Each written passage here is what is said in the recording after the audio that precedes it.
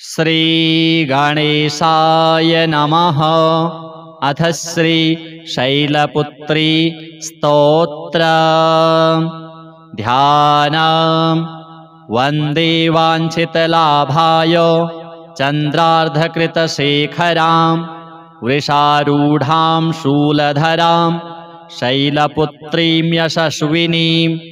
पूर्णेन्दुनिभां गौरीं मूलाधारस्थितां प्रथमदुर्गां त्रिनेत्रां पटाम्बरपरिधानां रत्नकिरीटां नानालङ्कारभूषितां प्रफुल्लवदनां पल्लवाधरां कान्तकपोलां तुङ्गकुचां कमनीयां लावण्यस्नेहमुखीं क्षीणमध्यां नितम्बनीं स्तोत्र। प्रथमदुर्गा त्वं हि भवसागरतारिणी धन ऐश्वर्यदायिनी शैलपुत्री प्रणमाम्यहं। त्रिलोकजननी त्वं हि परमानन्दप्रदायिनी सौभाग्यारोग्यदायिनी शैलपुत्री प्रणमाम्यहं। चराचरेश्वरी त्वं हि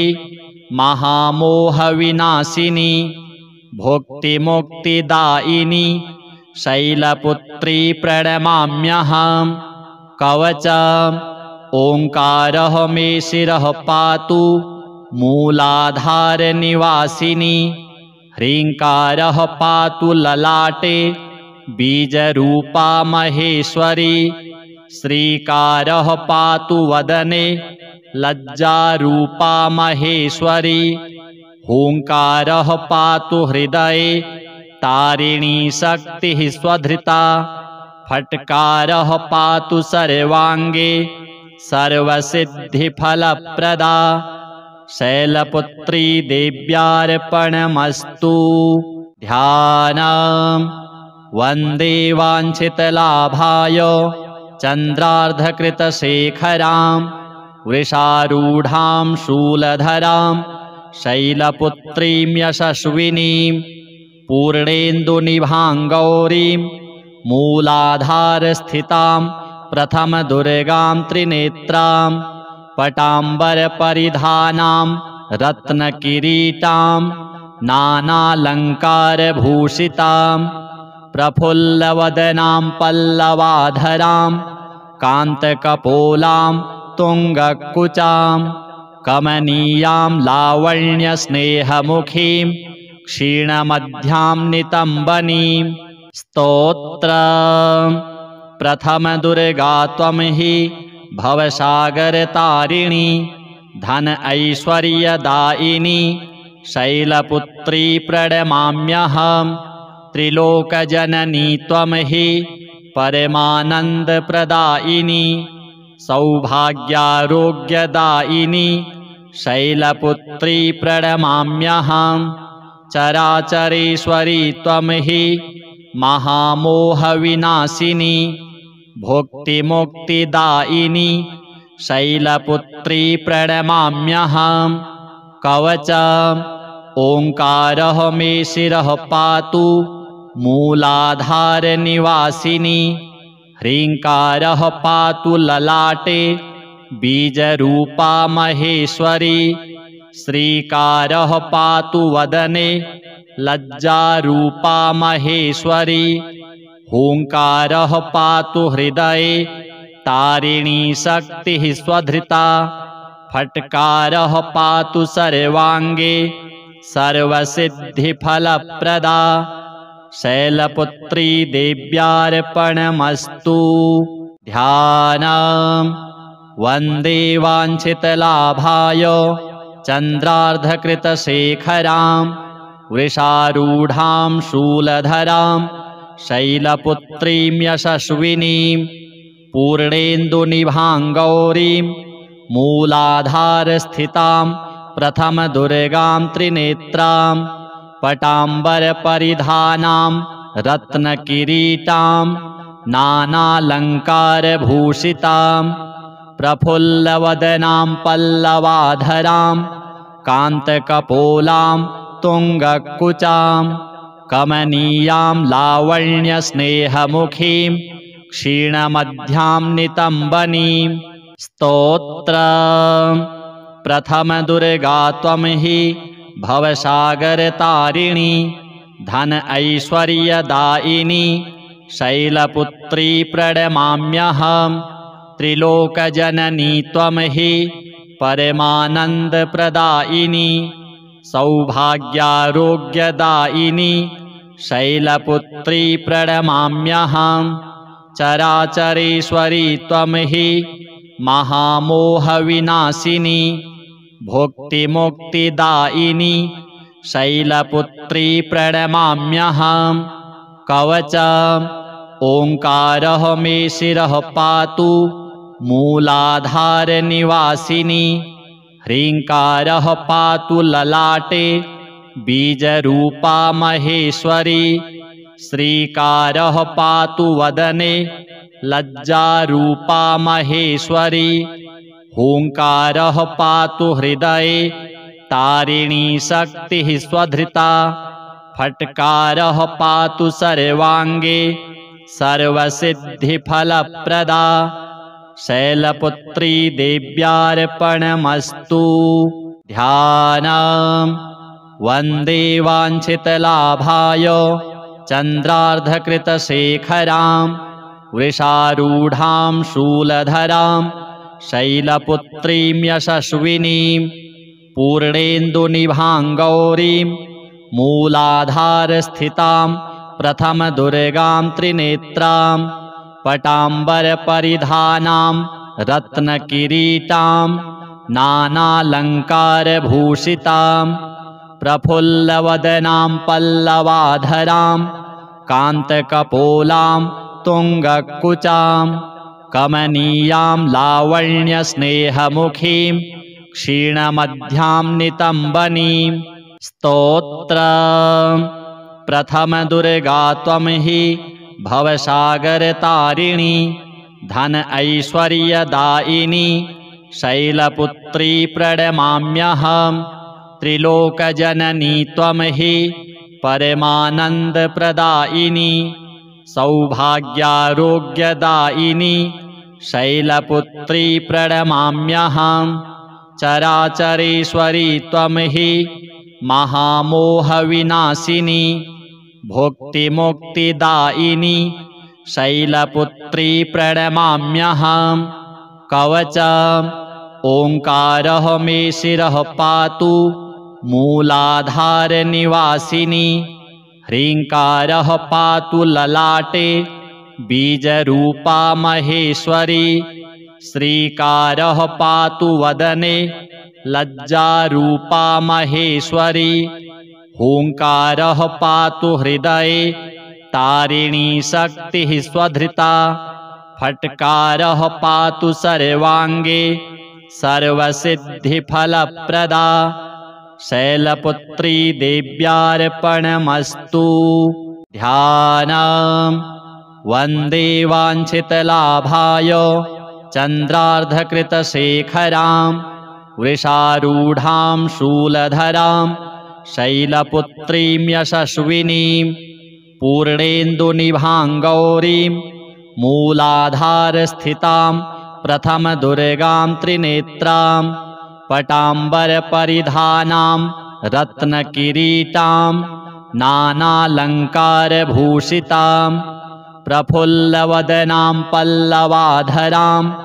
कान्तकपोलां तुङ्गकुचां कमनीयां लावण्यस्नेहमुखीं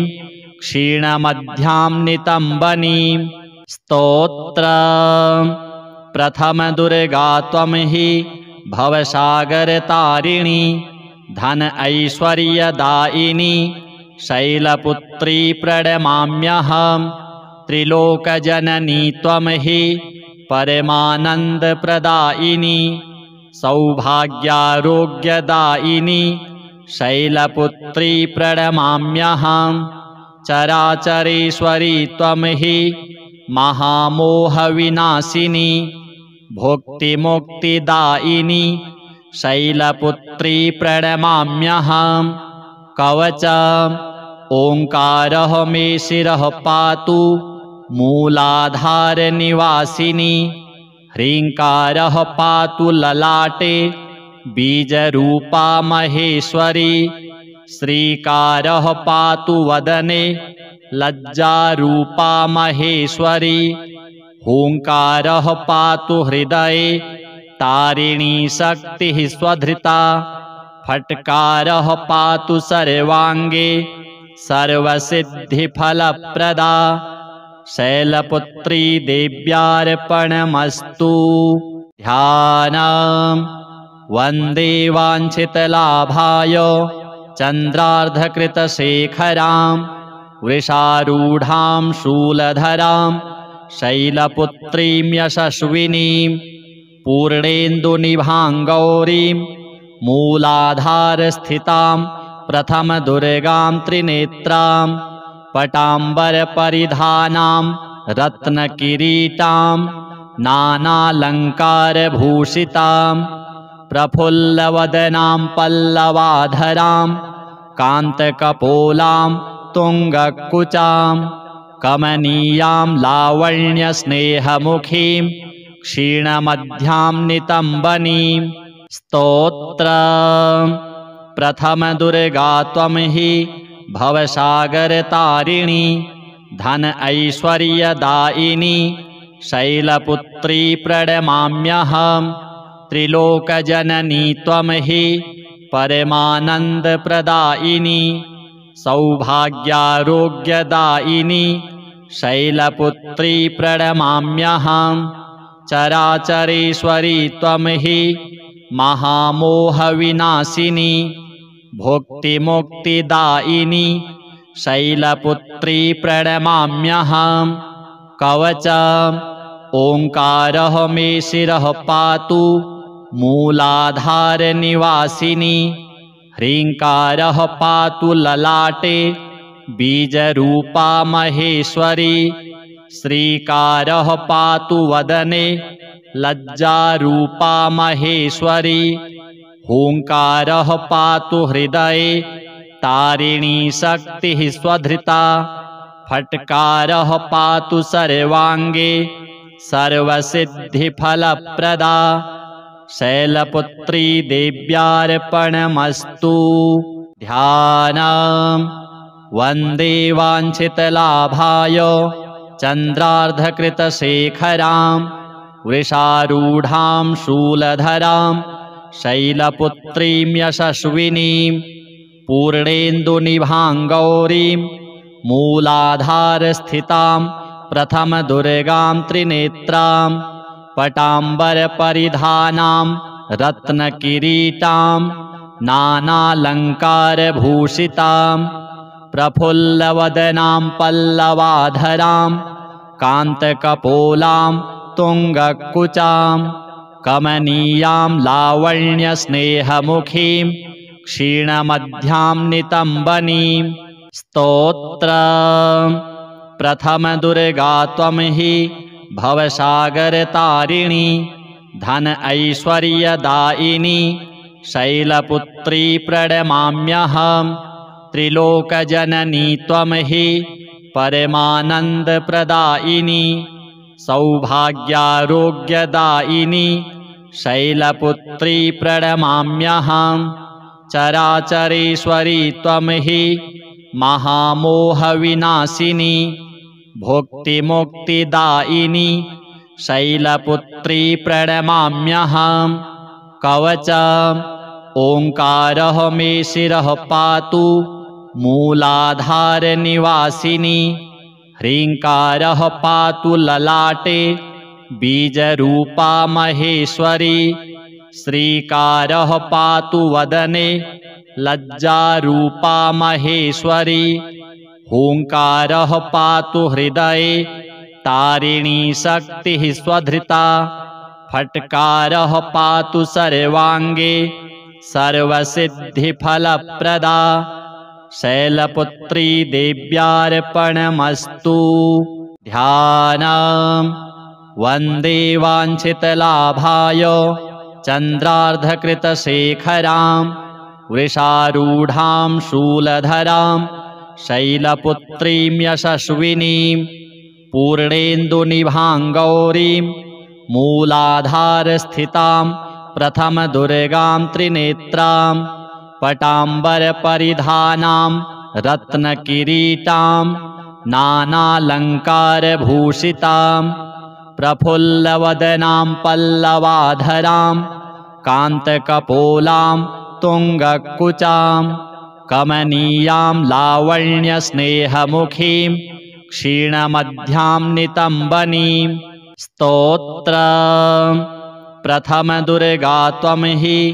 भवसागरतारिणी धन ऐश्वर्यदायिनी शैलपुत्री प्रणमाम्यहं त्रिलोकजननी त्वं हि परमानन्दप्रदायिनी सौभाग्यारोग्यदायिनी शैलपुत्री प्रणमाम्यहं चराचरेश्वरी त्वं हि महामोहविनाशिनी भुक्तिमुक्तिदायिनी शैलपुत्री प्रणमाम्यहं कवचम् ओङ्कारः मे शिरः पातु मूलाधारनिवासिनी ह्रीङ्कारः पातु ललाटे बीजरूपा महेश्वरी श्रीकारः पातु वदने लज्जारूपा महेश्वरी हूङ्कारः पातु हृदये तारिणी शक्तिः स्वधृता फट्कारः पातु सर्वाङ्गे सर्वसिद्धिफलप्रदा शैलपुत्री देव्यार्पणमस्तु ध्यानम् वन्दे वाञ्छितलाभाय चन्द्रार्धकृतशेखरां वृषारूढां शूलधरां शैलपुत्रीं यशस्विनीं पूर्णेन्दुनिभां गौरीं मूलाधारस्थितां प्रथमदुर्गां त्रिनेत्रां पटाम्बरपरिधानां रत्नकिरीटां नानालङ्कारभूषितां प्रफुल्लवदनां पल्लवाधरां कान्तकपोलां तुङ्गकुचां कमनीयां लावण्यस्नेहमुखीं क्षीणमध्यां नितम्बनीं स्तोत्रम् प्रथमदुर्गा त्वं हि भवसागरतारिणी धन ऐश्वर्यदायिनी शैलपुत्री प्रणमाम्यहं त्रिलोकजननी त्वं हि परमानन्दप्रदायिनी सौभाग्यारोग्यदायिनी शैलपुत्री प्रणमाम्यहं चराचरेश्वरी त्वं हि महामोहविनाशिनी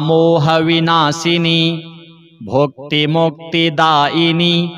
शैलपुत्री प्रणमाम्यहं कवचम् ओङ्कारः मे शिरः पातु मूलाधारनिवासिनी ह्रीङ्कारः पातु ललाटे बीजरूपा महेश्वरी श्रीकारः पातु वदने लज्जारूपा महेश्वरी हूङ्कारः पातु हृदये तारिणी शक्तिः स्वधृता फट्कारः पातु सर्वाङ्गे सर्वसिद्धिफलप्रदा शैलपुत्री देव्यार्पणमस्तु ध्यानम् वन्दे वाञ्छितलाभाय चन्द्रार्धकृतशेखरां वृषारूढां शूलधरां शैलपुत्रीं यशस्विनीं पूर्णेन्दुनिभां गौरीं मूलाधारस्थितां प्रथमदुर्गां त्रिनेत्रां पटाम्बरपरिधानां रत्नकिरीटां नानालङ्कारभूषितां प्रफुल्लवदनां पल्लवाधरां कान्तकपोलां तुङ्गकुचां कमनीयां लावण्यस्नेहमुखीं क्षीणमध्यां नितम्बनीं स्तोत्रम् प्रथमदुर्गा त्वं हि भवसागरतारिणी धन ऐश्वर्यदायिनी शैलपुत्री प्रणमाम्यहं त्रिलोकजननी त्वं हि परमानन्दप्रदायिनी सौभाग्यारोग्यदायिनी शैलपुत्री प्रणमाम्यहं चराचरेश्वरी त्वं हि महामोहविनाशिनी भुक्तिमुक्तिदायिनी शैलपुत्री प्रणमाम्यहं कवचम् ओंकारः मे शिरः पातु मूलाधारनिवासिनी ह्रीङ्कारः पातु ललाटे बीजरूपा महेश्वरी श्रीकारः पातु वदने लज्जारूपा महेश्वरी हूङ्कारः पातु हृदये तारिणी शक्तिः स्वधृता फट्कारः पातु सर्वाङ्गे सर्वसिद्धिफलप्रदा शैलपुत्री देव्यार्पणमस्तु। ध्यानम् वन्दे वाञ्छितलाभाय चन्द्रार्धकृतशेखरां वृषारूढां शूलधरां शैलपुत्रीं यशस्विनीं पूर्णेन्दुनिभां मूलाधारस्थितां प्रथमदुर्गां त्रिनेत्रां पटाम्बरपरिधानां रत्नकिरीटां नानालङ्कारभूषितां प्रफुल्लवदनां पल्लवाधरां कान्तकपोलां तुङ्गकुचां कमनीयां लावण्यस्नेहमुखीं क्षीणमध्यां नितम्बनीं स्तोत्रम् प्रथमदुर्गा त्वं हि भवसागरतारिणी धन ऐश्वर्यदायिनी शैलपुत्री प्रणमाम्यहं त्रिलोकजननी त्वं हि परमानन्दप्रदायिनी सौभाग्यारोग्यदायिनी शैलपुत्री प्रणमाम्यहं चराचरेश्वरी त्वं हि महामोहविनाशिनी भुक्तिमुक्तिदायिनी